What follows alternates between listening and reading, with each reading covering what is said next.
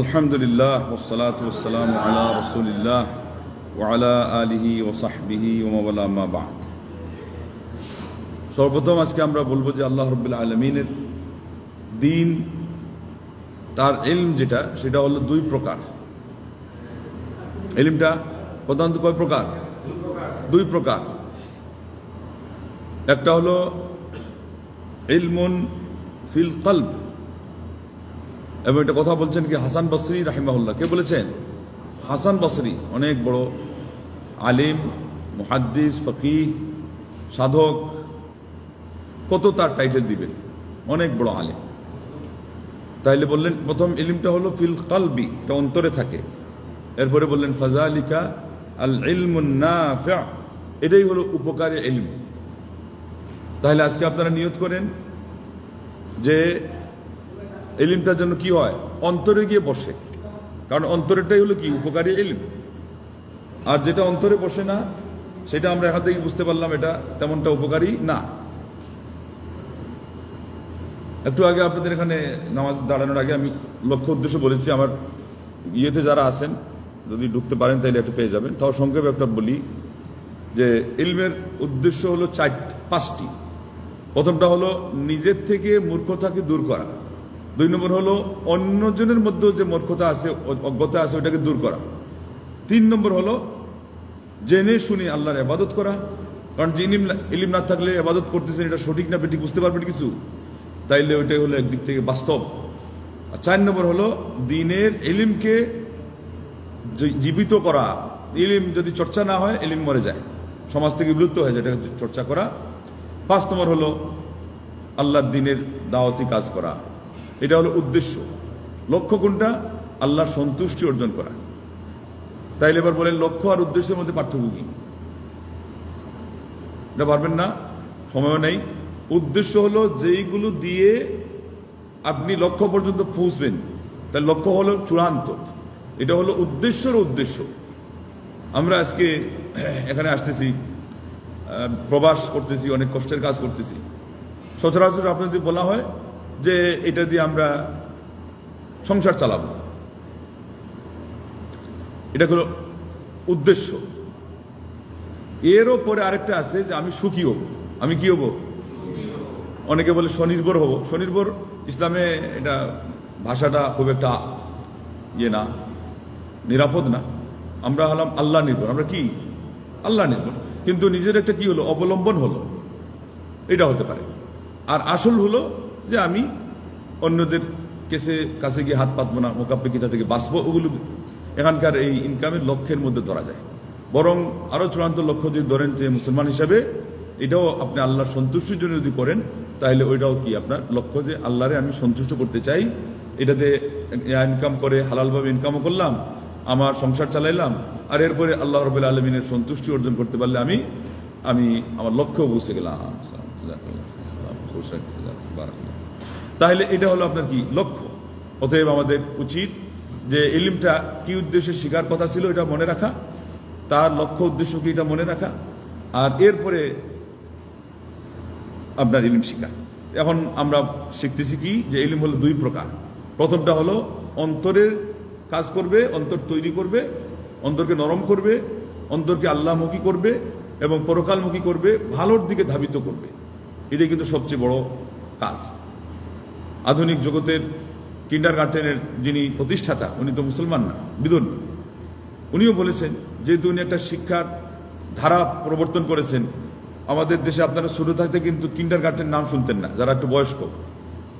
আমরা ছোট থাকতে শুনি না, এটা অধুনা ইনি গবেষণা করে এটা বের করছেন যে কিন্ডারগার্টেনে লেখাপড়া মান ভালো হবে, তাতে বাচ্চারা ওখানে থেকে পড়াশোনা করবে এবং তাদের খাদ্য পানীয় সহ সবগুলো রুটিন মাফিক করা হবে। এগুলো কিন্তু আমাদের পাক ভারত উপমহাদেশে বা আগ থেকে নেজামি মাদ্রাসা যেটা চালু হয়েছে বাগদাদে, ওগুলো ওইটা ছিল মসজিদ কেন্দ্রিক ছিল। কিন্তু এখন একটা যে বর্তমান পরিস্থিতি, তার থাকা, খাওয়া, শোয়া সব স্বাস্থ্যসম্মত হয়। একেবারে দেখবেন যে আপনার মেনু দিয়ে হোটেলে যেরকম খাওয়া হয়, আজকে ওই কিন্ডারগার্টেনের বাচ্চাদের সকালে কোনটা, বিকালে কোনটা, দুপুরে কোনটা, কারণ ওখানে বড় বড় অ্যামাউন্ট নিচ্ছে। এখন উনি তো এটা না বললে পারবেই না। বলে আমাদের ছেলেদেরকে যদি খাওয়ানোর ব্যাপার হয়, রুটিন মাফিক আমরাই খাওয়াইতে পারবো, আমরাও খাবো, সে যেটা খাবে। আপনাদেরকে এই জন্য দেই নাই, তাহলে আসলটা কোনটা? এই জন্য উনি নিজেই বলছে যে আসল শিক্ষা হলো বাহ্যিকভাবে তথা শারীরিকভাবে এবং আন্তরিকভাবে বাচ্চাটাকে যখন আপনি পুষ্ট করবেন, তাকে লালন করবেন, তার অন্তরকে আগে উন্নত করবেন, আর সেই সাথে তার শরীরের প্রতি যত্ন নেবেন, ওইটাই হলো প্রকৃত শিক্ষা। সে তো বিধর্মী, আর কি বলবে? আমরা কি বলবো? আমরা বলবো ওই শিক্ষাটার জন্য কি হয়, ধর্মমুখী হয়, ধর্ম নির্ভর হয় এবং আল্লাহকে সন্তুষ্ট করার মতো হয়। তাইলে কি হলো? এটা শিক্ষা হলো, এবং এটা কি বলা হবে? সুশিক্ষা বলা হবে। ইংরেজরা তাদের শিক্ষাকে তারা 3টা আর দিয়ে আখ্যায়িত করেছে: অ্যারিথমেটিক, রিডিং, রাইটিং। অ্যারিথমেটিক দিয়ে তারা ওই ভূগোল, অঙ্ক, গণিত এটাকে বুঝাইছে, আর রিডিং পড়া, রাইটিং লেখা। এখন পড়লাম, লেখলাম, গণিত শিখলাম, তার মানে হিসাব। এই দেখেন, তাদের উদ্দেশ্যই হলো লেখাপড়া করবে, এরপরে কেমনে হিসাব কষবে, এই জন্য গণিত। হ্যাঁ, দেখছেন নি মতলবটা, বুঝছেন নি? এখন আমাদের ডক্টর শহীদুল্লাহ তিনি বলছেন, এটা কি কইলা তোমরা? এই 3 আরই হয়ে যাবে। শোনো, 3 আরের সাথে যদি রিলিজিয়ান, রিলিজিয়ান মানে কি? রিলিজিয়ান মানে কার জানা আছে? কি? ধর্ম। সেখানে তো আমার মনে হয় অনেকেই লেখাপড়া করছে, মেট্রিক পাস না কেউ নাকি? আপনাদেরকে ক্যান্টনমেন্টে কেমনে আনলো? আচ্ছা, যাই হোক, হ্যাঁ, তাহলে রিলিজিয়ান ধর্ম। উনি বলছেন চতুর্থ আরেকটা আর, যেটা ধর্মের, তার মানে ধর্ম শিক্ষা যদি না থাকে তাহলে উনি বলছেন 5ম আর সৃষ্টি হয়ে যাবে দুনিয়াতে। ওটার নাম হলো রাস্কেল। রাস্কেল বাণী হলো ওই যে সন্ত্রাসী, ওই যে মাইরেলায় কিশোর গ্যাং, ছেলের বয়সের মানুষ এসে বাপের বয়সের, দাদার বয়সের মানুষের মারতেছে কেন? শিক্ষা নেই, থাকলেও সুশিক্ষা নাই, ধর্মীয় শিক্ষা নাই, আল্লাহর ভয় যেখান থেকে আসবে এটা নাই। তাইলে দেখছেন নি বাস্তবের সাথে আমাদের হাসান বসির রাহিমাহুল্লাহর কথা কত গুরুত্ব, এবার বুঝেন তাৎপর্য কত। উনি বলেছেন ইলম 2 প্রকার। প্রথমটাই হলো উপকারী, যেটা অন্তরের ইলম, অন্তরকে প্রস্তুত করার ইলম, অন্তরকে উন্নত করার ইলম। মন মানসিকতার থেকে সুকুমার বৃত্তির ঝংকার যেখান থেকে উঠবে, উৎসাহিত হবে, মনুষ্যত্বের গুণাগুণ এবং মনুষ্যত্বের যে সমস্ত বৈশিষ্ট্য যেখান থেকে ফুটে উঠবে, যেখানে চারা লাগানো হবে ছোটকাল থেকেই, তারপরে সারা জীবন পর্যন্ত, যৌবন বার্ধক্য পর্যন্ত ওইটারই সুবাদ, সুফল, প্রভাব এবং এইটারই সেই প্রতিচ্ছবি তার জীবনে ফুটে উঠবে। সকালবেলা যদি আপনি একটা কাঁচা মূলা খান, বিকাল পর্যন্ত ঢেকুরের সময় কি আসবে? এটার ঘ্রাণ আসবে। ঠিক তদ্রূপ আমাদের সিলেটের যদি কমলা লেবু, এখানে মাঝে মধ্যে আসে, কমলা লেবুর ছাল, এটা যদি কেউ কিছু চাবাই এলায়, এমনকি তরকারিতে সিদ্ধ করার সময় সিলেটের মানুষ তো এগুলো কিছু ব্যবহার করে, স্বাদ করা আছে একটা ব্যবহার করে তরকারিতে, এই সেই সাথে কেউ কেউ ওই কমলা লেবুর ছাল যেটা সুগন্ধযুক্ত ওইটাও দেয়। এইটা ব্যবহার করলে তরকারি পাক হবে, সিদ্ধ হবে, ঢেকুর তো ঢেকুর, এরপরে আরো কোনো কিছু গিয়ে দেখবেন যে তার সুগন্ধি সেই পর্যন্ত ছড়ায়। তার মানে এখন আমরা যেটা বলতে চাচ্ছি, সুশিক্ষা তো বুঝলেন যে অন্তরের সাথে সম্পৃক্ত, এটাকে প্রথমে আনেন। কোথায় আনেন? প্রথমে আনেন। তার মানে ছোট বাচ্চা থাকতেই আদরের দুলাল দুলালি আমাদের যারা নয়নমণি, তাদেরকে দিন শিক্ষা দিতে হবে। আগে তাদের অন্তরে আল্লাহর ভয় ঢুকাইতে হবে, বলতে হবে বাবা এটা তো এরকম করছো, আল্লাহ দেখছেন না, এইভাবে শিখাইতে হবে। বলে আল্লাহ দেখছেন না, বলে বাবা আল্লাহ কোথায়? বলে আল্লাহ তো উপরে। দেখছেন তো? বলে দেখছেন। কেউ দুষ্ট হয়, হয়তো বলবে যে বাবা আল্লাহ তো আমাকে সরাসরি দেখছেন না, বলতেও পারে। আজকাল ছেলেরা অনেক দুষ্ট, আর শয়তান শিখাই এগুলো, বলে বাবা আল্লাহ এমন এক শক্তিশালী, এমন এক শক্তিধর, এমন এক সত্তা, যিনি আরশে আজিমের উপরে থেকেও সারা পৃথিবীতে কে কোথায় দরজা বন্ধ করে কি করছে, কে কোথায় আলো নিভিয়ে কি করছে, কে কোথায় ওই পানির নিচে ডুব দিয়ে কি করছে, আল্লাহ সব এগুলো সব দেখেন। আল্লাহু আকবার। এটা যে তাকে শিখাইলেন আপনি, ওইটা গেঁথে থাকবে। কতদিন কাজ করবে? তার মারা যাওয়ার আগ পর্যন্ত। মারা যাওয়ার আগ পর্যন্ত কিছু এটা আপনাকে এনে দিতে বলবে যে বাবা আমাকে একটু এই জিনিসটা আগাই দাও তো, গ্লাসটা আগাই দাও, দেবে। তারা কিন্তু কাজ পছন্দ করে, আমরা কাজ নেই না, এরপরে সে মনে করে আমাকে অবহেলা করছে, ইনসাল্ট করছে, তারা কিন্তু অভিমান করে। সে ছোটকাল থেকে তার কিছু মানবিক গুণ, এটা আল্লাহর দিয়ে দেওয়া ফিতরতি চরিতার্থ করতে চায়। আমরা না বুঝে তাকে গলা টিপে তার মনুষ্যত্ব, তার অনেক প্রতিভা ছোটকালেই চেপে ধরে গর্তে আমরা ধাপন করে দেই। এরপরে বড় হওয়ার পরে ছেলে আর অনেক শক্তি প্রয়োগ করো, ওই মেধা, ওই শক্তি এবং ওই মানসিকতা খুঁজে পায় না, আর আমরা মনে করি আমার ছেলে খারাপ, কিন্তু নিজেরাই খারাপ করছে। এই জন্য জ্ঞানীরা বলছেন, যারা বাচ্চা লালন পালন করেন, যে ছোট বাচ্চা যা করতে চায় তাকে শুধু হা হা হা না দিয়ে নয়, না হলেও উপস্থিত তাকে না বলবেন না, কারণ সে এটাকে কি মনে করে, তার ব্যক্তিত্বের উপর আঘাত মনে করে। সে বাপকে বাপ হিসাবে শ্রদ্ধা করে ঠিক, কিন্তু এখন যে সে অন্ধ একটা তার ব্যক্তিত্বকে যে ভক্তি করে, এটা বড় হলেও পাবেন না, সে মেরে ফেললে আর খুঁজেই পাবেন না। এই জন্য তারা একটা কিছু গায়ের জোরে খাটাইতে চায়। আপনি খাচ্ছেন না, মুখে এইরকম পুড়ে দিবে, দেখছেন কিনা? এটা তার সেলফ সার্ভিস নয়, সে আপনার সেবা শিখতেছে। উপস্থিত যদি কষ্টও হয়, দেখতেছেন একটা জিনিস নষ্টও হচ্ছে, আপনি হতে দেন, তারপরেও ছেলের যে প্রতিভা, এটা বিকাশ ঘটার ক্ষেত্রে আপনি প্রতিবন্ধকতা সৃষ্টি করবেন না। এইভাবে দেখবেন যে তারা কোনো সময় আছে যে আপনি বুঝতে দেন নাই, খুব জোরে ধমক দেন নাই, আপনার চাহনি দেখে সে বুঝবে যে বাবা আমাকে সময় দিতে যাচ্ছে না, উনি আমার ব্যাপারে অ্যাক্টিভ না। কিছুক্ষণ পরে হঠাৎ করে জমা রাখবে, এরপরে ভ করে একটা কান্না দিবে, তার মানে ওটা কষ্ট, চাপা কষ্টটা ওখানে গেছে বাপেরটা মায়ের সামনে, মায়েরটা বাপের সামনে, ভাইয়েরটা বোনের সামনে, বোনেরটা ভাইয়ের সামনে সে প্রকাশ করে। আপনাকে সাথে সাথে সরি বলতে হবে, আল্লাহ আমি তো আমার ছেলের উপর অবিচার করছি, আমি তো এই বাচ্চাটাকে সময় দেই নাই। আর কেন সময় দিবেন না আপনি? সারা দুনিয়াতে আজকে যত অশান্তি, এই অশান্তিকে ফিজিক্যাল কোনো পদ্ধতিতে যদি আপনি প্রশান্তিতে পরিণত করতে চান এবং আপনি যদি আনন্দ পেতে চান, আপনার সেই ক্লান্তিকে দূর করতে চান, তাহলে বাচ্চাদের সাথে সময় দেওয়া, এটার চেয়ে বিকল্প এত ভালো, এত উন্নত আর কোনো জিনিসই নেই। সে যে আপনাকে বিনোদন দিবে, এটা নিরঙ্কুশ। তার মার সাথেও আপনার অত নিরঙ্কুশ বিনোদন হবে না, কারণ বাচ্চার সাথে আপনার অন্য কোনো লেনদেন নেই, শুধুই তাকে আনন্দ দেওয়া। আল্লাহু আকবার। এই ছোট বাচ্চাকে আপনি সময় দিবেন, খেলবেন, ওই নেট থেকে, ডিভাইস থেকে, অভিশাপ থেকে আপনি বাঁচাবেন। এমনকি ভবিষ্যতে আরো কত খারাপের দিকে সে যাইতো, তাকে আপনি বাপ হিসাবে আপন করেও রাখলেন, বেঁধে রাখলেন, এবং সময় আপনি পাস করলেন, নিজেরও পুত পবিত্র সময়। নিষ্কলুষভাবে আপনি বাচ্চাদের সাথে হাসতে পারবেন। এত নিষ্কলুষ হাসি পৃথিবীতে আর কোনো মানুষের সাথে কিন্তু হয় না। কতটা জিনিস পাইলেন, ওগুলো খালি নোট করে রাখেন, কাজে লাগান। বাসায় সময় নাই, আপনার সাথে ফোন না দিলে কাজ হয় না। কতজন অভিযোগ, আমার স্বামী আমাকে ফোনে সময় দেয় না, এরপরে সে বেচারি অন্যদের সাথে কথা বলা শুরু করে দেয়। হ্যাঁ, নিজের স্বামী যদি সময় না দেয়, আর সে যদি আসলেই তার কথা বলার চাহিদা থাকে, একজন মানুষ ক্লান্তি বোধ করলে একসময় সে দুই চারটা কথা বলেও একটা শান্তি পথ খুঁজে। তো এটা আল্লাহ দিয়েছেন লিতাসকুনু ইলাইহা। আল্লাহ বলছেন তোমাদেরকে, এই মেয়েদের আল্লাহ ব্যবস্থা করেছেন বিয়ে শাদীর মাধ্যমে, তার নিকট তুমি প্রশান্তি খুঁজবে। এরই বিপরীত অর্থ হচ্ছে সেও আপনাকে কথা বলতে চায়, তার সাথে কথা বলতে চায়। এগুলো অনেক ঘটনা ঘটছে, তালাক হয়ে গেছে শেষ পর্যন্ত, যে সে বেচারা যখন আমাকে কথা বলারই সময় দিতে পারে না, আবার প্রবাসে থাকার কারণে সরাসরি আমার সাথেও থাকে না, তাহলে তো আমার এই স্বামীর প্রয়োজন নেই। সে ভালো মেয়ে, কিন্তু সব মেয়ে যে খারাপ হওয়ার কারণে সংসার ভেঙে যায় তা নয়। কিছু মেয়ে এসে আমাদের ছেলেদের দোষের কারণে তারা সংসার ছেড়ে, তার মানবিক চাহিদা আল্লাহ দিয়েছেন এটা। আল্লাহু আকবার। এইভাবে করে জীবন গড়ার চেষ্টা করেন, ভবিষ্যতে সুখী থাকতে পারবেন, দুনিয়াতেও আখেরাতেও। আর এইভাবে হেলায় খেলায় হাসি তামশায় সময় নষ্ট করবেন, কোনো শিখার জিনিস শিখবেন না, চিন্তা ভাবনা করার জিনিস ব্রেইনে তুলবেন না, সময় নষ্ট হবে, জীবন নষ্ট হয়ে যাবে। আল্লাহ আমাদেরকে হেফাজত করবেন, আল্লাহুম্মা আমিন। আজকে শুক্রবার দিন বাদ আসর দোয়া কবুল হয়। এই সময় আমরা যে কথাগুলোই বলবো, সাথে একটা দোয়া দিয়ে দেবো, আমিন বলে দিবেন। আল্লাহর কাছে মঞ্জুর হয়ে গেলে আপনার জীবন কামিয়াব হয়ে যাবে। বলেন আল্লাহ কবুল করুন। আর 2 নম্বর ইলম হলো আলাল লিসান ফাতিলকা হুজ্জাতুল্লাহি আলা খালকি। এটা হলো জিহ্বার উপরে। আমি বলতেছি, আজকে ওয়াজ করতেছি, এটা যদি আমি আমল না করি, তাহলে বলছেন যে এইটা আমার বিপরীত কিয়ামতের দিকে দাঁড়িয়ে যাবে। তুমি না ওই যে ইয়েতে আল খারজ ক্যান্টনমেন্টে গিয়ে ওয়াজ করে আসলা, তুমি আমল করলা না কেন?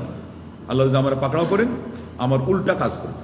আপনারা শুনছেন, শোনার পরে আমল না করেন, তুমি না অমুক দিন আসরের পরে এই ওয়াজ শুনলা, আর এত জোরে আমিন বললা যে তোমার আমিন শেখ সাহেবের আমিন ছাড়াইয়া একেবারে রুম পার্ক হয়ে গেল, আর বিলে এসে এর উল্টা করলা কেন? আমল করলাম না কেন? এবার লো অবস্থা কি হবে? আপনার বিপক্ষে দাঁড়িয়ে যাবে। এই জন্যে এলিম শিখবেন, যেটা অন্তরের এলিম। অন্তরকে প্রস্তুত করলে, অন্তর হলো ইঞ্জিন, আর এটা দিয়ে আমল করবেন, তাইলে পরে এই এলিমের মাধ্যমে আপনি অবশ্যই উপকৃত হতে পারবেন। দলিলও প্রয়োজন, দলিল। অন্তরেরটা উপকারী বেশি, এবং অন্তরে যে ইলম আসছে এটার প্রমাণ কি? আল্লাহু আকবার। ইন্নামা ইয়াখশাল্লাহ মিন ইবাদিল উলামা। এটার ব্যাখ্যাতে ইবনে মাসউদ রাদিয়াল্লাহু তাআলা আনহু বলেছেন যে আল ইলমুল খাশিয়াহ, ইলম মানি হলো অন্তরের বিগলিত ভাব, অন্তর গলা, অন্তর নরম হওয়া, অন্তর ঝুঁকে যাওয়া, আল্লাহর উদ্দেশ্যে প্রস্তুত হওয়া। ইবনে মাসউদ এত দূর পর্যন্ত বলেছেন যে ওইটাই ইবাদত। বলছেন আদ-দিরাসাতু ইবাদা, আদ-দিরাসাতু আস-সালাহ। বলছেন ইলম চর্চা করাই হলো নামাজ, ইলম চর্চা করাই হলো ইবাদত। সুবহানাল্লাহ।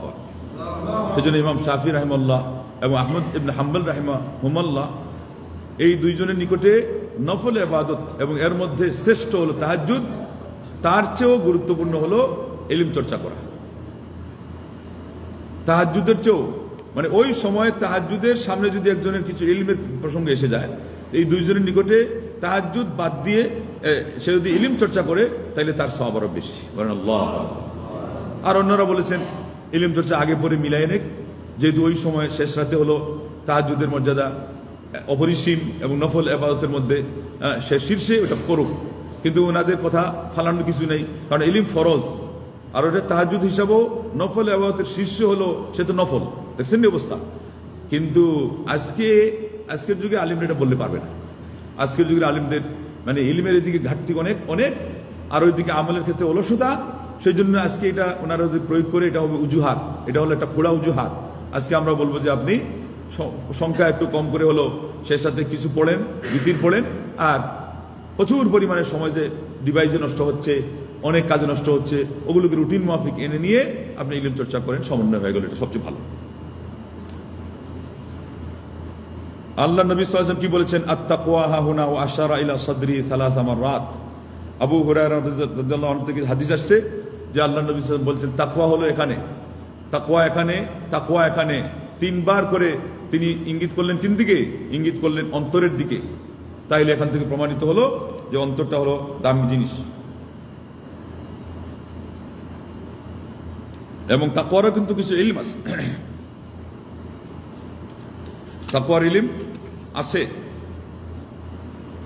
এটাকে আমরা শরীয়তে ইসলামিয়ার মধ্যে যে পরিভাষা আছে ইহসান, ইহসানকে সূত্র ধরে যদি সূত্র বানিয়ে গবেষণা করি তাহলে তাকওয়া অর্জন হয়ে যাবে। এবং ওখানে ইলম কোনটা আছে? হাদিসে জিবরিল যেটা মুসলিমের মধ্যে আছে যে ইহসান কাকে বলা হয়। তখন আল্লাহ নবী সাল্লাল্লাহু আলাইহি ওয়াসাল্লাম বললেন যে আন তা'বুদাল্লাহ কাআন্নাকা তারাহ ফাইন লাম তাকুন তারাহু ফাইন্নাহু ইয়ারাক। ইহসান হলো আল্লাহর ইবাদত এমন ভাবে করবে যেন তুমি আল্লাহকে দেখছো, আর যদি এই অবস্থায় না বুঝতে পারো আল্লাহ তো তোমাকে দেখছেন, এটা তো সবসময় মনে করতেই পারেন আপনি। আল্লাহ যে সবসময় আমাদেরকে দেখছেন এটা কি কারো জানা নেই?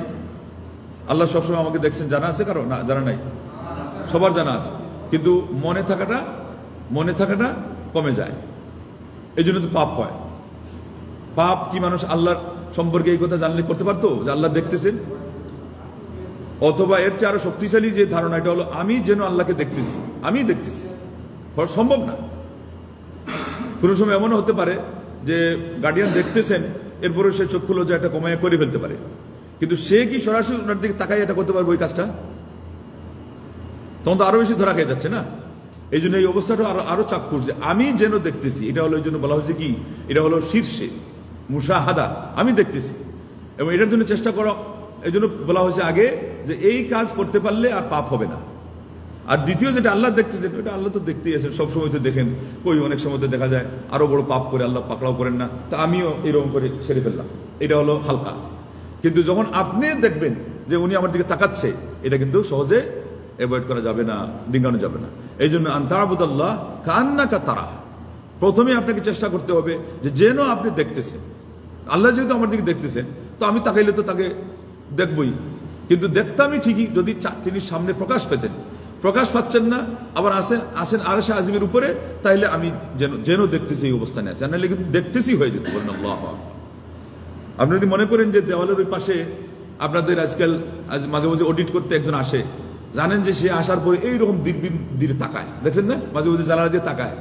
তো এখন দেখতেছে না, সে জানলার ওইদিকে আবসা দাঁড়িয়ে আছে, তার চোখ এদিকে সে এইম করছে কিনা আপনি পরিষ্কার বুঝতে পারতেছেন না। কিন্তু এরপর আপনি যখন দেখছেন যে সে সেখানে আসে, আপনার মধ্যে একটা চিত্র ফুটে উঠবে যে ওই দুইটা চোখ দিয়ে আমাদের দিকে তাকাচ্ছে, ঠিক না? ঠিক এইভাবে আল্লাহ রাব্বুল আলামিন তিনি দেখেন কি দেখেন না? বুখারী শরীফের হাদিস যে দাজ্জালের ডান চোখ মুছে ফেলা, এই জন্য সে ডান চোখ দিয়ে দেখে না। ওয়া ইন্না রাব্বাকুম লাইসা বিআওয়ারা, তোমাদের রব কিন্তু কানা নন। কানা কাকে বলা হয়? যার এক চোখ নাই। আর অন্ধ কাকে বলা হয়? যার দুই চোখ নাই। তাহলে আমার আল্লাহ যদি কানা শব্দটাই তার জন্য যায় না, তার মানে তার চোখ দুটা কয়টা আছে? কয়টা আছে? দুইটা চোখ আছে। আল্লাহ, যেটা পার্থক্য সেটা হলো আল্লাহর চোখ আল্লাহর মতো, আমাদের চোখ আমাদের মতো। আল্লাহর মতো কি আমরা হতে পারবো? আল্লাহর সত্তার সাথে আমাদের মিল নেই, আল্লাহর বৈশিষ্ট্যের সাথে আমাদের কোনো মিল নেই, কিন্তু যেটার কথা তিনি বলছেন আছে, সেটা বিশ্বাস করা হলো আমাদের উপরে ফরজ। কি পরিমাণ ফরজ? নামাজ রোজা অপেক্ষা আরো বড় ফরজ, কারণ এটা হলো আকীদা। এটা হলো কি? আকীদা এবং ঈমান, এবং যার উদ্দেশ্যে আমরা ইবাদত করতেছি আল্লাহ তার সাথে সম্পৃক্ত। এটা এই জন্য এটার উপর বিশ্বাস রাখতে হবে আমাদের ওই পরিমাণে।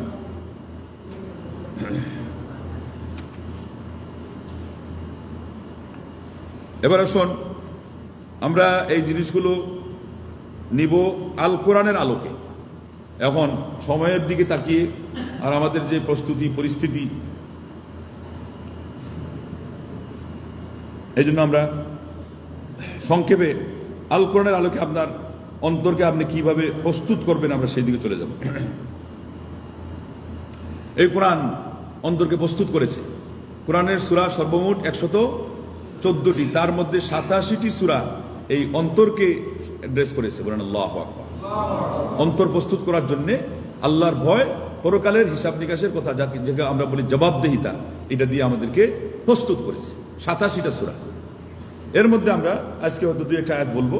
সূরা কমারের বালিস সাআতু মাউইদুহুম ওয়াস সাআতু আদহা ওয়া আমর, তাদের শেষ ওয়াদার জায়গা, শেষ বিচারের জায়গা, এটা হলো পরকালের কিয়ামত কাল, কিয়ামত দিবস, আর এটা হলো অত্যন্ত ভয়ানক এবং অতি কঠিন। আল বিদায়া ওয়ান নিহায়া এর 13তম খণ্ডের 357 পৃষ্ঠায় কাসিম ইবনে মাইন ইমাম আবু হানিফা রাহিমাহুল্লাহর কথা উল্লেখ করেছেন যে তিনি এক রাত তাহাজ্জুদের নামাজ পড়লেন।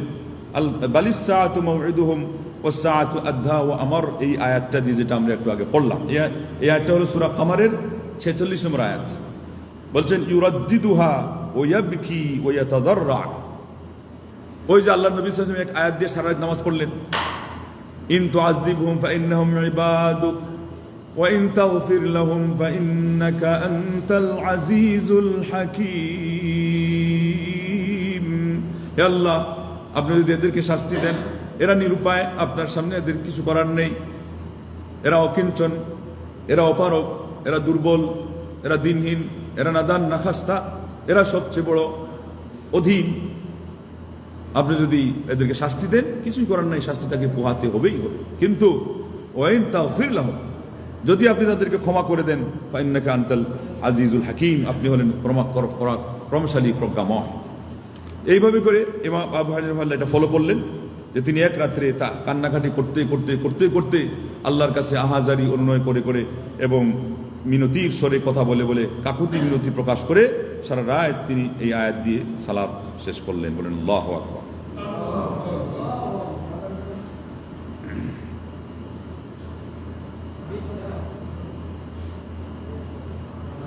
কোরআন তাইলে পড়তে হবে মনোযোগ দিয়ে, তাই না? এইভাবে শেখুল ইসলাম ইবনে তাইমিয়া রাহিমাহুল্লাহ সম্পর্কে আসছে ওই সূরা কমারেরই 55 নম্বর আয়াত, ইন্নাল মুত্তাকিনা ফি জান্নাতিন ওয়া নাহার ফি মাকআদি সিদকিন ইনদা মালিকিন মুকতাদির। এই আয়াত পড়ে পড়ে ওনার ভাই সহ জেলখানায় আছেন, দামেস্কের কিলা জেলখানায় 80টা কোরআন খতম দিয়েছেন। 81 খতমের সময় এই সূরার এই আয়াতে এসে পড়ছেন, ইন্নাল মুত্তাকিনা ফি জান্নাতিন ওয়া নাহার ফি মাকআদি সিদকিন ইনদা মালিকিন মুকতাদির। বললেন যে আল্লাহ রাব্বুল আলামিনের জন্য যারা মুত্তাকি, যারা পরেজগার, এরা অবশ্যই অবশ্যই থাকবে বাগ বাগিচায় এবং নদ নদীতে, যেখানে তার তলদেশে প্রবাহিত হবে। ফি মাকআদি সিদকিন ইনদা মালিকিন মুকতাদির, তারা সত্য আসন, যেটা হলো ক্ষমতাশীল যিনি রাজাধিরাজ, তার কাছে তারা থাকবে, মানে আল্লাহর নিকটে, জান্নাতুল ফিরদাউস যেখানে। এইভাবে করে অনেক ইতিহাস আছে, বাস্তবতা আছে, যা আমাদের সালফে সালেহিনরা আল্লাহর নবী সাল্লাল্লাহু আলাইহি ওয়াসাল্লাম থেকে আপনারা শুনলেন, এরপরে ইমাম আবু হানিফা রাহিমাহুল্লাহ শুনলেন, শেখুল ইসলাম ইবনে তাইমিয়ার কথা শুনলেন যে তারা এইভাবে রাত্রি কাটাইত। কাব, মুহাম্মদ ইবনে কাব বড় একজন ইমাম, সম্ভবত তাবী পর্যায়ের, উনি বলেছেন যে আমি ইদা জুলজিলাতিল আরদু জিলজালাহা এবং আল কারিআ, এই সূরা দুটো মুখস্থ আসেনি? কার মুখস্থ আছে কোন দিকে? ইদা জুলজিলাতিল আরদু জিলজালাহা মুখস্থ নাই? সূরা জিলজাল। আল কারিআ, মাল কারিআ মুখস্থ নাই? শেষ পারায়, একেবারে শেষ পারায় এটা মুখস্থ করবেন, ঠিক আছে? এবং পড়বেন। উনি কি বলছেন? উরাদ্দিদুহুমা ওয়া আতাফাক্কারু আহাব্বু ইলাইয়া মিন আন আহুদ্দাল কুরআন। শুনেন না, পুরা কোরআন খতম করা অপেক্ষা সূরা জিলজাল, ইযা জুলজিলাতিল আরদু জিলজালাহা ওয়া আখরাজাতিল আরদু আথকালাহা ওয়া ক্বালাল ইনসানু মা লাহা। আল্লাহ রাব্বুল আলামিন বলছেন, যখন জমিনকে প্রকম্পিত করা হবে আর সে তার পেট থেকে তার ভান্ডার বের করে দিবে। এই ভান্ডারের মধ্যে দুইটা ব্যাখ্যা জানেন? প্রথম ব্যাখ্যা হলো মাটির নিচে যত খনিজ দ্রব্য আছে, দামি দামি জিনিস ওগুলো। আর দ্বিতীয় ব্যাখ্যা হলো আপনার মাথার উপরে, আপনার আমার মাথার উপরে। এটা কোনটা? যে এই জমিনের উপরে বসে, শুয়ে, দাঁড়িয়ে, দৌড়ে, হেঁটে, খেলে, দুলে আপনি যে কাজগুলো করছেন ওগুলো সে উদ্ধার করে দিবে। বলেন লা ইলাহা ইল্লাল্লাহ।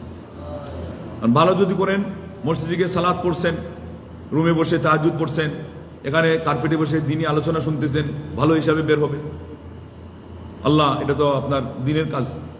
আর যদি ওই মাটিতে বসে তাস খেলা হয়, ওই মাটিতে বসে গান শোনা হয়, ওই মাটিতে বসে বন্ধু বন্ধু মিলে যে কোনো একটা পাপের কাজের ছলা পরামর্শ হোক অথবা পাপ কাজ করা হোক, এই জমিন বের করে দিবে। আর স্যাটেলাইট লাগবে না। ওয়া আখরাজাতিল আরদু আথকালাহা, এই জন্য পরে কি আসছে? ওয়া ক্বালাল ইনসানু মা লাহা। মানুষ বলে, এটা কি হয়ে গেল তোমার? তোমাকে এটা বলতে কে বলছে? তুমি কি আমার এটা মনে রাখছো নাকি? তোমার এটা দায়িত্ব ছিল নাকি? কাজ হবে না। জমিন বলবে চুপ। আপনার অঙ্গ প্রত্যঙ্গে আপনি বলবেন যে এটা তোমরা কথা বলছো কেন? ওয়া ক্বালু লিজুলুদিহিম লিমা শাহিদতুম আলাইনা। তারা তাদের চামড়াকে বলবে যে হাত পা তোমরা কেন কথা বলছো? সে বলবে ক্বালু আনতাকানাল্লাহুল্লাযী আনতাকা কুল্লা শাই। হ্যাঁ, কালকে তোমাকে আল্লাহ কথা বলতে দিয়েছিলেন না, আজকে আল্লাহ আমাকে কথা বলতে দিয়েছেন, এখন চুপ থাকো, শোনো। এই জন্য সবসময় মনে রাখবেন, কথা যে বেশি বলা হয় শোনা লাগবে একদিন। যেই কথার হিসাব ছাড়া বললে হবে, জবাব দেওয়া লাগবে একদিন। হিসাব চুকানো লাগবে নিজের শাস্তির মাধ্যমে অথবা পুণ্য দিয়ে দেওয়ার মাধ্যমে। গীবত করলে কি হয়? গীবত করলে খালি কাবিরা গুনাহ হয়, এটা আমরা জানি। গীবত করলে এমন কাবিরা গুনাহ হয় যে আপনি যার গীবত করেছেন তার পাপ টেনে নিয়ে আপনার আমলনামায় লিখিয়ে দিচ্ছে। আর ওটা যখন শেষ হয়ে যাবে, আপনার পুণ্য দিয়ে তাকে পুরা করে দেওয়া হবে, অথবা পুণ্য দিয়ে শেষ যখন হয়ে যাবে তখন তার পাপ এনে আপনার আমলনামায় ঢুকিয়ে দেওয়া হবে। গীবত তাইলে খুব লাভজনক একটা মহড়া নাকি? বৈঠকটা খুব জমে। অনেক মানুষের বৈঠকই জমে না গীবত ছাড়া। এটাই চলছে। আবার এমন গীবত যে ওই একটু আগে আপনার সামনে এর বিরুদ্ধে করছে কিন্তু, আর এখন আপনার বিরুদ্ধে ওর সামনে করছে। আবার একটু পরে গিয়ে আর একটা নতুন ইয়ে তৈরি করবে ওনার বিরুদ্ধে, ওনার সামনে গিয়ে সবার বিরুদ্ধে বলবে। এমন অবস্থায় একটা টেকনিক শিখাই দেয়। জ্ঞানীরা বলছে, কেউ যদি আপনাকে অন্যের গীবত করে, তা আপনি শুধু এই কারণেই এটা শুনবেন না যে এ কিন্তু একটু পরে গিয়ে আপনার গীবত করবে আরেকজনের কাছে, কারণ ওর অভ্যাস, কামই এটা। আর শাস্তি কি শুনছেন কতদিন?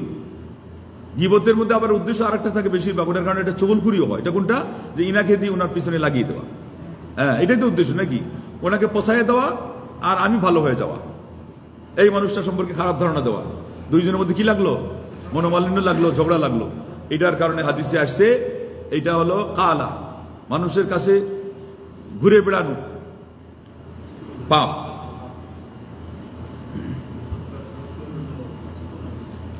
এবং এটা জাদুর চেয়ে আরো বেশি ক্রিয়াশীল। জাদুতে 1 মাস সময় লাগতে পারে, কিন্তু চুগলখুরিতে সাথে সাথে তার ভিতরে ঢুকে যাবে খারাপ চিন্তাটা, খারাপ ভাবনাটা, ওই মানুষ সম্পর্কে খারাপ ধারণা। এই জন্য সাবধান থাকেন। বুখারী শরীফে হাদিসে আল্লাহ নবী সাল্লাল্লাহু আলাইহি ওয়াসাল্লাম দেখছেন কবরে আযাব পর্যন্ত হচ্ছে এই চুগলখুরির কারণে। এটাকে আরবিতে নামিমা বলা হয়। লা ইয়াদখুলুল জান্নাতা নাম্মাম, যে ব্যক্তি এই চুগলখুরি করে সে জান্নাতে প্রবেশ করবে না, এটা বললেন এক হাদিসে। আরেক হাদিসে বললেন এই নাম করতে গেলে যে কিছু তথ্য উদ্ধার করে না আরেকজনের কাছ থেকে, তার কিন্তু আরেকটা উদ্দেশ্য থাকে। আপনার কাছে বলবে না, তখন আপনার কাছ থেকে আরেক কিছু উদ্ধারও হবে। এটা সিস্টেম। ভাই আপনার নাম কি? বলে আমার নাম অমুক। বলার পরে আবার উনি বলে কি আপনার নাম কি, বলে না আপনার ডিস্ট্রিক্ট কোথায়, উত্তর দেওয়ার পরে আবার কি বলে আপনার ডিস্ট্রিক্ট কোথায়। দেখছেন অবস্থা? সে যে আপনাকে বলতেছে এরপরে কিন্তু আপনার থেকে উদ্ধার করবে, এটা আরো খারাপ, এমন হবে আরো খারাপ করবে। আপনার ভিতর থেকে এটা যে নিচ্ছে, আগে আপনার সামনে ওর বিরুদ্ধে কয়া সে আপনার আপন সাজলো, কিন্তু সে আপনার না। সে যে যেমন আপনার কাছ থেকে এটা নিয়ে নিল, এবার ছুরি ধার দিচ্ছে রে ভাই। আরে ছুরি, আপনি ঘুমাচ্ছেন নাকে তেল দিয়ে, আর ও শান দিচ্ছে আপনার সামনে এসে ভালো সেজে।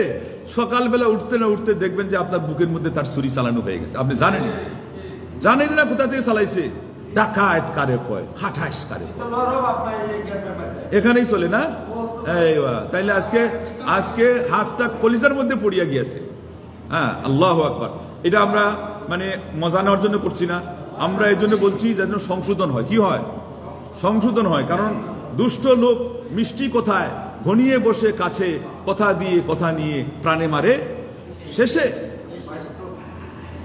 এটা বাস্তব হবেই তো। এই জন্যে হ্যাঁ, এবার মনোযোগ দিয়ে শুনবেন। এবং হ্যাঁ, আমাদের আচ্ছা থাক, হয়েছে, এটা দরকার নেই। আমাদের আলোচনা সামনের দিকে যাক, এটা চান কি চান না? তাইলে এবার গুরুত্বপূর্ণ কথা শেষের দিকে, আর খাবারের আগ দরবারের শেষ, এই শেষেরটা হলো খুবই গুরুত্বপূর্ণ। এটা শুনি আমরা শেষ করব। আল্লাহু আকবার। এই যে সূরা কারিয়া, এই সূরা কারিয়ার মধ্যে আছে যে ব্যক্তির আমল নামায় কাল কিয়ামতের দিন কম পড়ে যাবে, ওয়া আম্মা মান খাফফাত মাওয়াজিনু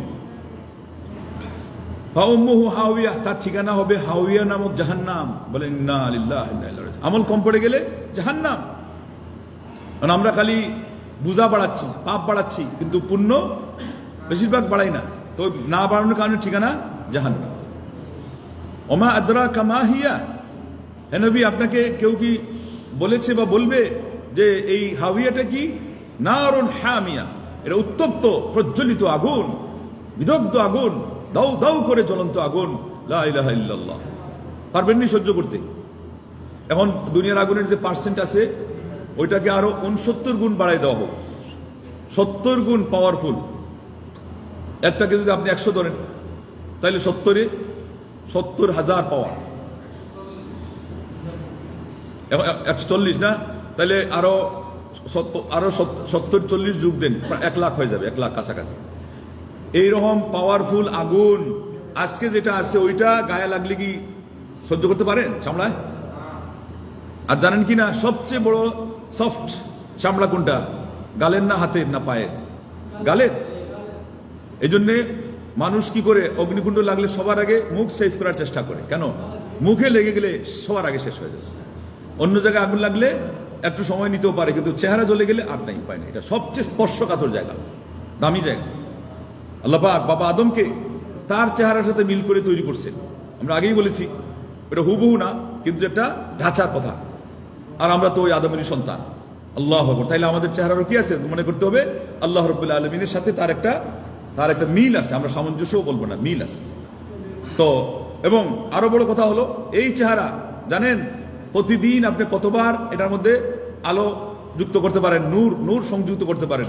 যতবার আপনি আল্লাহু আকবার সালাতে দাঁড়াবেন, যতক্ষণ সময় আপনি সালাতের মধ্যে দিবেন, এবং বিশেষ করে সেজদায় যাবেন, সেজদায় গেলে তো আপনার চেহারা লেগে গেল ওই জায়গায় যেখানে আল্লাহর দৃষ্টি আছে। তাইলে আপনি আল্লাহর সাথে কানেক্টেড হয়ে যাচ্ছেন প্রতিদিন কয়েকবার। বলেন আলহামদুলিল্লাহ। এই জন্য সালাতে যারা সময় দেয়, ওদের সারা পৃথিবীর কোনো দামি আপনার প্রসাধনী ব্যবহার করা লাগে না, ওরা এমনি সবচেয়ে সুন্দর। বলেন আল্লাহু আকবার। বিধর্মীরা মেয়েরা পর্যন্ত বলতে বাধ্য হয়েছে যে মুসলিম মহিলারা সুন্দরী কেন? তাদের কোনো প্রসাধনীর কারণে না, তারা ওযু করে, তারা সালাত পড়ে, আল্লাহর সাথে তাদের কানেকশন আছে, তারা এমনি সবার চেয়ে সুন্দর। বলে আল্লাহু আকবার। কিন্তু আমরা মুসলমান যুবকরাই এগুলো বুঝি না। না বুঝে আমাদের সমাজের পরেজগার মহিলাদেরকে থুয়া এদেরকে বিয়ে শাদী করা আল্লাহ ইসলামে অনুমতি দিয়েছেন।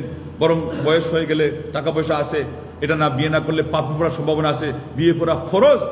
এগুলো বাদ দিয়ে কোথায় ফুটপাতের কারা কারা আটা দিয়ে গম ময়দা দিয়ে আর ইয়ে দিয়ে শরীরকে ঘষে মেজে কি আপনার মেকআপ লাগায় মানে ফেস হয়, আর আমাদের ছেলেরা সব বাদ দিয়ে এদের দিকে তাকিয়ে থাকে, মানে লা হাওলা ওয়ালা কুওয়াতা ইল্লা বিল্লাহ। আসেন এই খাচ্চত, এই খাচ্চত ভালো না খারাপ? তওবা করতে হবে না হবে না? আল্লাহর কাছ থেকে সময় নিয়ে আইসেননি যে আরো 10 বছর বাঁচবো? আপনার কোম্পানির লোক হয়তো আপনাকে 2 বছর সময় দিতে পারে, আপনার ওয়াইফ আপনার মাতা পিতা আপনাকে 2 বছর কন্ট্রাক্টে সময় দিতে পারে, কিন্তু আল্লাহ তো আপনাকে 2 মুহূর্তের কোনো গ্যারান্টি দেন নাই। অথচ ফ্রিতে আয়ুটা দিয়ে দিয়েছেন, বান্দা যতটুকু পাবা কামে লাগাও। আমি সময়টা বলে দিলাম না, বলে দিলে তো তুমি আরো বোকামি করবা। হ্যাঁ সময় আছে, সময় আছে, আল্লাহ এই জন্য সময় বলে দেন নাই। কয়েকটা হেকমতের মধ্যে এটাও একটা তো আছে, তিনি সবকিছুর মালিক, তিনি হর্তাকর্তা। তাই সারা পৃথিবীর মানুষ যখন দেখবে যে আমরা সব পারতেছি কিন্তু আমার মৃত্যুর তারিখটাই বলতে পারতেছি না, তাইলে সে ধরা খাইলো কি খাইলো না? আল্লাহ একজন আছে, তার কাছে তাকে জবাবদিহি করা লাগবে কি লাগবে না?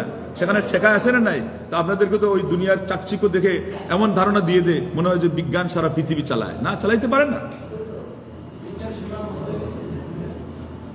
এমন সীমাবদ্ধ যে হাস্যকর। আমাদের দেশের একজনকে ফাইল জমা দিতে বলছে যে তোমার চাকরি হবে, ফাইল জমা দাও, ডিটেলস বলবা, সব বলবা। তো সে ফাইল জমা দিতে দিতে বার্থ ডের সাথে ডেট ডেও দিয়ে দিছে। তো তোমার এটা মৃত্যুর ডেট কেমনে দিলা? বলে সব কোয়েশ্চেন দিতে। তো জানছো কেমনে? বলে জানাজানির দরকার নেই, এখন প্রমাণিত হলো যে সে জন্ম তারিখ যেটা দিছে ওটাও তাইলে বানানো, কেন হয়তো মৃত্যুর ডেট যেটা চিন্তাই করা যায় না, ওটা যখন লিখে ফেলছে ওই ধরা খেয়ে গেছে, তার চাকরি প্রথম থেকেই বাতিল। এই জন্য অতি চালাকের গলায় একজনকে চাকরি দিছিল, বলছে তোমার সব পারফেক্ট, শুধু দাড়ি। শুনেন, তারা বিধর্মী খ্রিস্টান কোম্পানি, বলছে তোমার দাড়ির কারণে আমরা পারলাম না। অথচ তারা চিন্তা করতেছে উনি যে দাড়ি রাখছে এটা কি ইমানদারির কারণে রাখছে, না ওই দুনিয়ার কিছু পাইলে এটা বাদ দিবে রাখছে। পরের দিন উনি ক্লিন শেপ হয়ে পড়ছে যে আমার শুধু দাড়িটা বাঁধা ছিল, তো বাকিটা আমার ওকে, তো আমার চাকরিটা দিয়ে দেন। তখন বললো যে এই আজকের এইটার কারণেই তোমার চাকরিটাই বরং পুরা গেল, কাল পর্যন্ত তোমার চাকরি ফিক্স ছিল, এটা তুমি আলাদা একটা পরীক্ষার মধ্যে ছিলা, ওই পরীক্ষায় তুমি সম্পূর্ণ ফেল করছো, এই জন্য তোমার চাকরি বাতিল। আল্লাহ আল্লাহ আল্লাহ, আমার আল্লাহকে না মানলে, আমার নবীকে না মানলে দুনিয়াতে আপনি ফেল, আর আমার আল্লাহকে ঠিক মতো মানলে, আমার নবীকে ঠিক মতো মানলে দুনিয়াতে আপনি পাস। শুনতেনি একটা ঘটনা। একদিন এক দেশের বাদশাহ বলছিল যে আমার বাদশাহ, সুদা কথা, বাদশার মেয়ে, সে মানুষ পরেজগার ছিল, চাইছিল তার মেয়েকে একটা, ওই আমি তো টাকা পয়সা আমার আছে, দেশের রাজা, এখন দরকার আমার একটা ভালো ছেলে বাস। তো উনি বলছেন যে যেই ছেলে, এই বলবেন শুনে কাজে লাগবে এটা, যেই ছেলে 5 ওয়াক্ত মসজিদে সবার আগে ঢুকবে আর সবার পরে বের হবে, ওই ছেলেকে ওই দেশের বাদশাহ তার মেয়ের বিয়ে দিবে। বলেন আল্লাহু আকবার। গাড়ি ঠিক আছে না? ওইটা বলে শেষ করে দে। তখন করছে কি, রিপোর্ট আসছে, বাদশাহ বলছে তোমার সাথে আমার মেয়ের বিয়ে দিব। কয় যে কেন? বলে আমার কাজ হয়েছে, তুমি এরকম ভালো ছিলা। সে তখন কেঁদে দিছে চোখ দিয়ে কয় আল্লাহ গো, শুধু বাচ্চার মেয়ের বিয়ে করার জন্য যদি এই বাস্তবতা হয় যে বাচ্চাই আমাকে তার মেয়ে বিয়েতে রাজি হয়ে যায়, আমি যদি তার মেয়ের না বাদ দিয়া শুধু তোমারে রাজি করার জন্য ইবাদত করতাম, তাইলে তো আমার দুনিয়াও হাতে এসে যেত, আখিরাতেও এসে যেত। বলেন আল্লাহু আকবার। এইটা হলো বুদ্ধিমানের কাজ। আজকে থেকে সকল কাজ আল্লাহরে রাজি করার জন্য করতে পারবেন তো? আল্লাহ তুমি আমাকেও তৌফিক দাও, আমার ছোট ভাইকে তৌফিক দাও, তামাম জাহানের মুসলমানদেরকে তৌফিক দাও। আমিন। ওয়া আখিরু দাওয়ানা আনিল হামদুলিল্লাহি রাব্বিল আলামিন। ওয়াসসালামু আলাইকুম ওয়া রাহমাতুল্লাহি ওয়া বারাকাতুহু।